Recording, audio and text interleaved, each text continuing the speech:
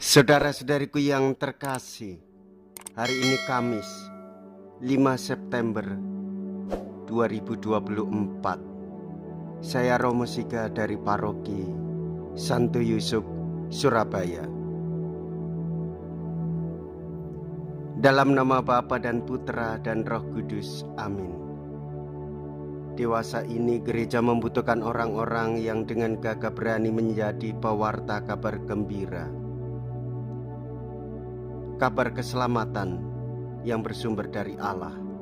Keberanian ini sangat cocok dengan apa yang diserukan Nabi Yesaya hari ini. Inilah aku, utuslah aku. Apakah masing-masing dari kita juga berani mengatakan seperti itu? Kita mohon agar Ekaristi ini sungguh menumbuhkan keberanian dalam diri kita, oleh karena cinta Tuhan yang nyata dalam tubuh dan darahnya. Tuhan Yesus menyemangati Petrus dan teman-teman untuk bertolak ke tempat yang lebih dalam, Duk in altum. Untuk memiliki keberanian perutusan yang kuat, kita membutuhkan keyakinan bahwa Tuhan Yesus menyertai kita melalui tubuh dan darahnya yang telah dicurahkan bagi kita semua.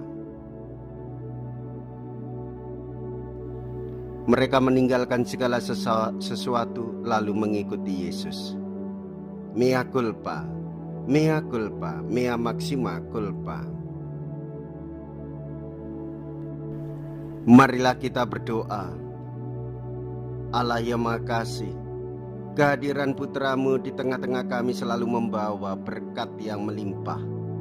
Semoga kami semakin mengagumi dan mengimani Putramu itu, serta dengan rela hati menjadi utusannya untuk membangun gerejamu, demi semakin tegaknya kerajaan-Mu di dunia ini. Dengan pengantaraan Yesus Kristus Putramu Tuhan kami, yang hidup dan berkuasa bersama dengan Dikau dalam persatuan Roh Kudus, Allah sepanjang segala masa. Amin. Tuhan bersamamu dan bersama rohmu. Inilah Injil suci menurut Lukas. Dimuliakanlah Tuhan. Lukas bab 5 ayat 1 sampai dengan ayat 11.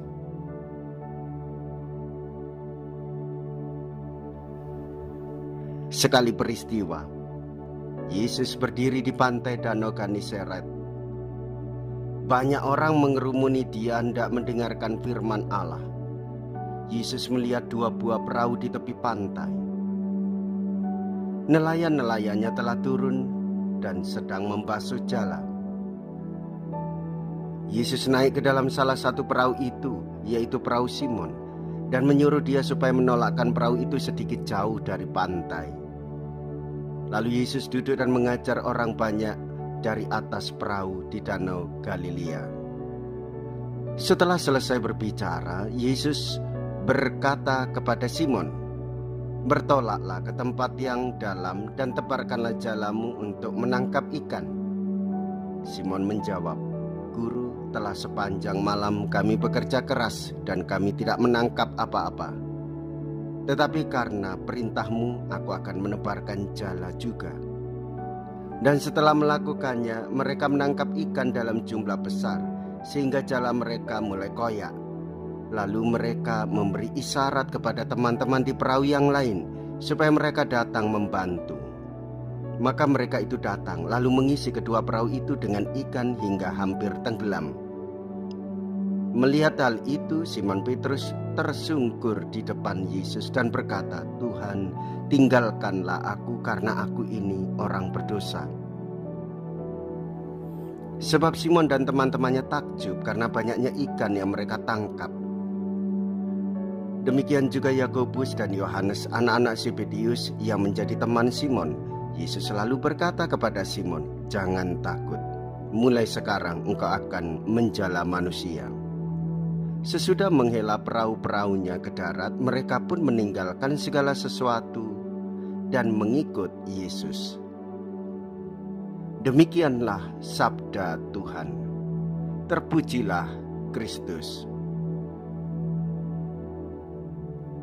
Saudara-saudariku yang terkasih, Yesus bersama-sama dengan murid-muridnya di Danau Genesaret.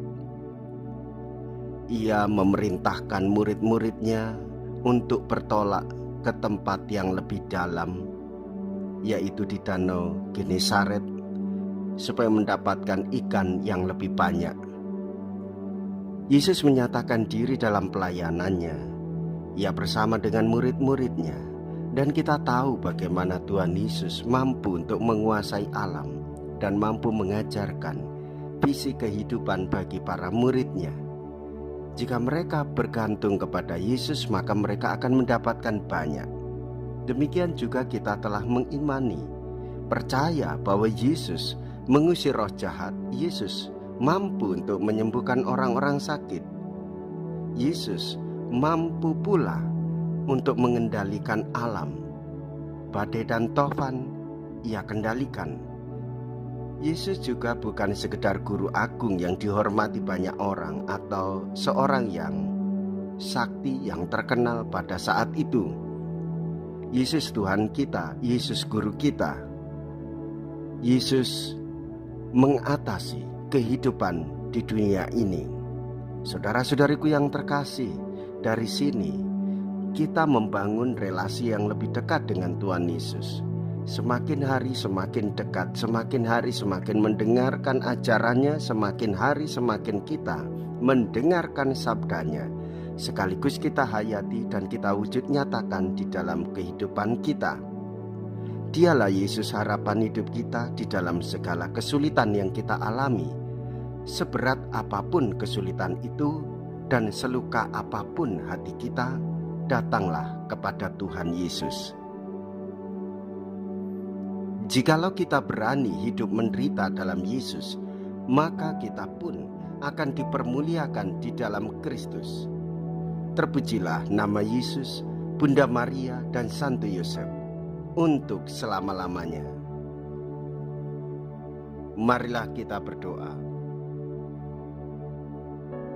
Allah yang Maha Kuasa, semoga berkat sabda dan sakramenmu yang telah kami terima ini kami kau kuatkan untuk mengikuti Yesus Putramu dan menjadikan utusannya sebagai pewarta kabar gembira dengan setia sampai kami menerima anugerah kebahagiaan yang kekal dengan pengantaraan Kristus Tuhan kami. Amin.